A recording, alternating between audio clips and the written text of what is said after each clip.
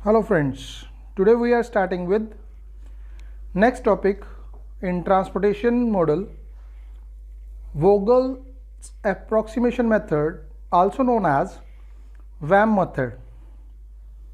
It is used to find out the initial basic feasible solution as we discussed in the last lecture. NWCM, row minima, column minima method.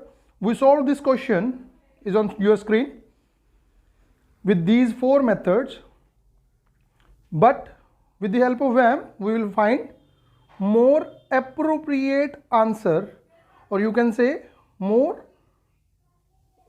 good answer. Vogel approximation method, as we mentioned here as VAM. Okay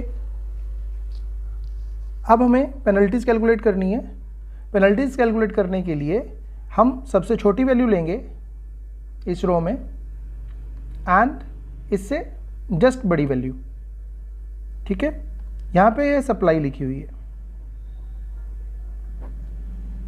तो जब subtract करेंगे तो यहाँ 1, इधर subtract करेंगे तो 1, इधर subtract करेंगे तो 3। बाय चांस ये सेम कॉलम में वैल्यूज़ हैं, ओके, अलग अलग कॉलम्स में होंगी, तब भी हम लोग इसी तरीके से सब्ट्रैक्ट करेंगे। जैसे कॉलम वाइज यहाँ पे वैल्यू 1 आ रही है, यहाँ पे वैल्यू 3 आ रही है, यहाँ पे वैल्यू 5 आई और यहाँ पे वैल्यू 6 आई। तो जो पेनल्टी हमारी सबसे बड़ी होगी उसको हम लोग सिलेक्ट करेंगे। अपॉर्चुनिटी कॉस्ट भी कहते हैं हम इसको। तो सबसे पहली जो हमारी सिलेक्ट होगी वो हम लोग यूज़ करेंगे एलोकेट करने के लिए। एलोकेशन यहाँ पे 2 हो सकती है, 7, 1 और 9 में से। 7, 1, 9 में से 1 सबसे छोटा है, तो हम लोग एलोकेट करेंगे सप्लाई 1 और 2 में से रिम कंडीशन को यूज़ करके। रिम कंडीशन मीन्स अगर सप्लाई छोटी है तो सप्लाई, अगर डिमांड छोटी है तो डिमांड हम एलोकेट करेंगे लाइक दिस 1। यहाँ पे सप्लाई 0 हो गई, यहाँ पे डिमांड 1 पेंडिंग रह गई। Okay, here the demand is 1 and here now it is 0। तो हम लोग रो को स्ट्रक ऑफ कर देंगे कैलकुलेशंस के लिए। यहाँ पे एक चीज़ ध्यान दें, अगर बाय चांस ये पेनल्टीज इक्वल होती मैक्सिमम वाली, मतलब एक जगह और पे भी 6 होता, तो इन दैट केस हम लोग उस रोज में कॉस्ट को कंपेयर करते, जो कॉस्ट छोटी होती है हम उस पर एलोकेट करते। बाय चांस कॉस्ट भी सेम होती तो हम लोग एलोकेशन कंपेयर करते हैं कि सप्लाई डिमांड किस में ज़्यादा हो सकती है। अगर वो भी सेम होती तो हम लोग हिट एंड ट्रायल मेथड से, आर्बिट्रेरी मेथड से कहीं पे भी एलोकेट कर सकते हैं। ठीक है, तो जब हम लोगों ने ये रो स्ट्रक कर दी तो हम लोग नई टेबल बनाएंगे। ओके, ये सेम चीज़ हम लोगों ने नॉर्थ वेस्ट कॉर्नर रूल में, लीस्ट कॉस्ट मेथड में, row minima and column minima method में करी थी। Okay, for that you can visit our previous lecture from the description. Again हम लोग कैलकुलेट कर रहे हैं, मिनिमम वैल्यू सेम है। अगर रो कट होगी तो रो में पेनल्टीज चेंज नहीं होंगी। अगर रो स्ट्रक ऑफ होती है तो रो में पेनल्टीज चेंज नहीं होंगी। आप रिवाइंड करके चेक कर सकते हैं, फर्स्ट और थर्ड रो में पेनल्टीज पहले भी यही थी। हम लोगों ने सप्लाई सेम रखी हुई है, डिमांड में सिर्फ 4th कॉलम में डिमांड चेंज हुई है तो हम लोग चेंज कर रहे हैं। ये पेनल्टी सेकंड कैलकुलेट कर रहे हैं आप लोग। अब यहाँ पे पेनल्टीज कॉलम में चेंज होंगी सारी। 3 - 8, 8 - 3 यूज़ करेंगे, 15 - 11 यूज़ करेंगे, यहाँ 2। सबसे बड़ी वैल्यू कौन सी है? 5। तो इस 5 को हम लोग यूज़ करेंगे। ओके, इस 5 को एलोकेट करते हैं हम लोग देखो बाय चांस ये दोनों 5 हैं तो ये डिमांड 5 एलोकेट होगी, ठीक है, 3 और 8 में से 3 पे एलोकेट होगी मिनिमम कॉस्ट पे, और यहाँ पे 6 और 5 में से रिम कंडीशन यूज करता है तो 5 ही एलोकेट हो रही है। तो यहाँ से हम लोगों ने इसको नलीफाई कर दिया, 0 कर दिया, ये 5 एलोकेशन हो गई, यहाँ पे 1 पेंडिंग रह गया, ठीक है। अब कॉलम सेटिस्फाइड हुआ है तो कॉलम हम लोगों ने स्ट्रक ऑफ कर दिया, ठीक है। यहां तक किसी को डाउट है?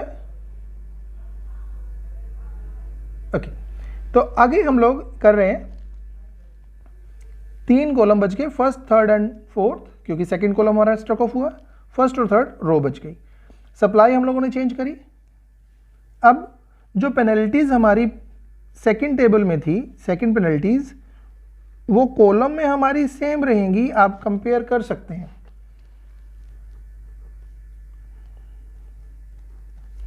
मगर रो में वो पेनल्टीज हमारी चेंज हो सकती हैं,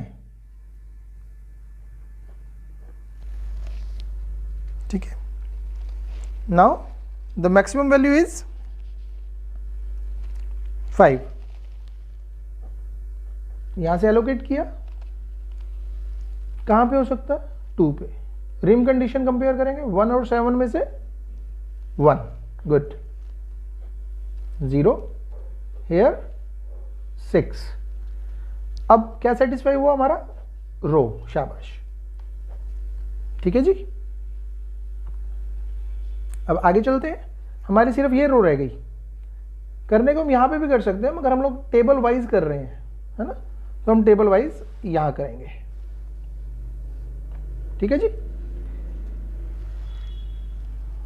मिनिमम को अब यहाँ पेनल्टीज कैलकुलेट करने की जरूरत नहीं है, मिनिमम कॉस्ट को देखेंगे हम लोग। पेनल्टी इसलिए नहीं क्योंकि अब तो सिंगल ही रो बच गई है, जब सिंगल रो या सिंगल कॉलम बच जाएगा तो हम लोग पेनल्टीज को कैलकुलेट नहीं करेंगे, ठीक है। तो यहाँ पे 5 पे 6 की एलोकेशन हो सकती है, ये 0 हो गई, यहाँ पे 4 पेंडिंग रह गया, यहाँ पे 9 पे 1 एलोकेशन हो सकती है, यहाँ 3 पेंडिंग रह गया, ये 0 हो गया, यहाँ पे 3 एलोकेशन हो जाएगी, ये 0 हो गया, ये 0 हो गया। अब डीजेनरेसी चेक करने के लिए हम लोग नंबर ऑफ एलोकेशंस चेक करते हैं, वो होनी चाहिए हमारी m प्लस n माइनस 1 के equal. m number of rose, n number of columns, ये आप लोगों को पता है। तो नंबर ऑफ एलोकेशंस हम लोग काउंट कर सकते हैं from previous table, it is 1, now second, third, fourth, fifth and sixth, total 6 allocation है हमारे पास। नंबर ऑफ रोज हमारे पास 3 है, आप देख सकते हैं 1 2 3 थी। नंबर ऑफ कॉलम्स हमारे पास 1 2 3 4 है, माइनस 1 किया हम लोगों ने, 6 6 इक्वल है, hence it is non degenerate solution. Next lectures में हम लोग डिस्कस करेंगे कि नॉन डीजेनरेट सॉल्यूशन को, सॉरी डीजेनरेट सॉल्यूशन को हम लोग ने कैसे सॉल्व करना है, ठीक है। अगर हम लोग ये अलग अलग टेबल नहीं बनाना चाहते, जब हमारी प्रैक्टिस ठीक हो जाएगी तो हम एक ही टेबल में काम कर सकते हैं। वो एक टेबल में हमने काम कैसे करना है, मैं अभी आपको टेबल बना के दिखा रहा हूं।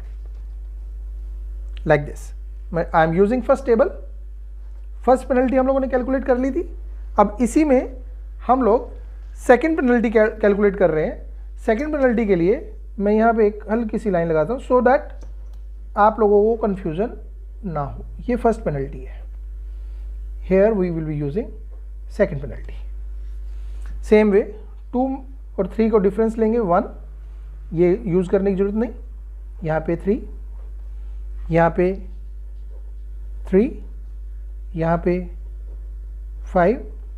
कॉलम वाइज पेनल्टीज चेंज हो रही हैं, जो हमने पहले भी बताया आप लोगों को।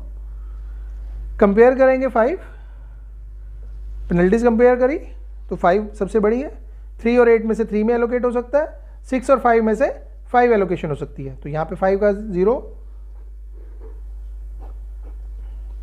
सब्ट्रैक्ट करेंगे तो 1 पेंडिंग रह जाएगा, ठीक है। इसी तरीके से हम थर्ड पेनल्टी की तरफ चलेंगे। थर्ड पेनल्टी में हम लोग कॉलम को स्ट्रक ऑफ कर चुके हैं, ठीक है, कॉलम को स्ट्रक ऑफ कर चुके हैं हम लोग। इसके बाद यहां पेनल्टी 5, यहां पेनल्टी हमारी 4, ठीक है, यहां पे पेनल्टी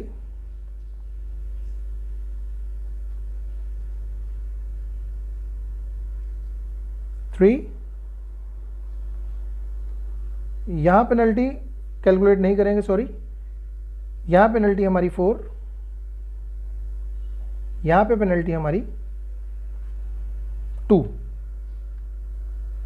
जब कॉलम स्ट्रक ऑफ हो रहा है तो कॉलम में पेनल्टी चेंज नहीं होंगी, ठीक है।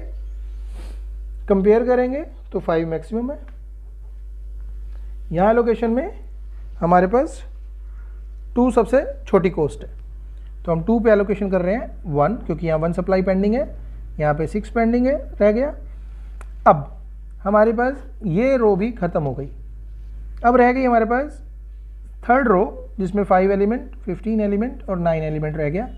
डिमांड हमारे पास 6, 3 और 1 रह गई। तो सबसे पहले सबसे छोटी कॉस्ट पे 6, यहाँ पे सब्ट्रैक्ट करेंगे 4, यहाँ सब्ट्रैक्ट करेंगे तो 0। उसके बाद उससे बड़ी कॉस्ट या सबसे छोटी कॉस्ट पे 15 और 9 में से, गुड, ओके। फिर यहाँ पे 3, सारी की सारी सप्लाई और डिमांड हमारी 0 हो गई। अगर इसको क्रॉस चेक करना आपने तो ये टोटल जो यहाँ पे 17 है, सप्लाई और डिमांड इक्वल है, ये बैलेंस कंडीशन है। अनबैलेंस कंडीशन हम नेक्स्ट लेक्चर्स में डिस्कस करेंगे। तो आप ऐड करके देख सकते हो 1, 5, 6, 6, 7, 7 और 10, 17। तो एलोकेशन हमारी ठीक हुई है, क्रॉस चेक करने के लिए सिर्फ, ओके। अब इसी में टोटल कॉस्ट कैलकुलेट करनी है, या कॉस्ट जो हमारी ऑब्जेक्ट की आई है, ऑब्जेक्टिव फंक्शन की आई है, वो हमारी है 2 × 1। ऑब्जेक्टिव फंक्शन की कॉस्ट हम कैसे बनाते हैं वो लास्ट लेक्चर में हम लोगों ने डिस्कस किया था, ठीक है। You can search from the description. 2 × 1 plus 3 × 5 plus 1 × 1 plus 5 × 6 plus 15 × 3 plus 9 × 1। इसकी वैल्यू 102 आएगी। 100 से मल्टीप्लाई करेंगे क्योंकि क्वेश्चन में दिया हुआ है 10200, फाइनल आंसर आ गया। Thanks for watching, liking, subscribing and clicking on the bell icon. You can also follow on Instagram with Kalra Educators. Thanks.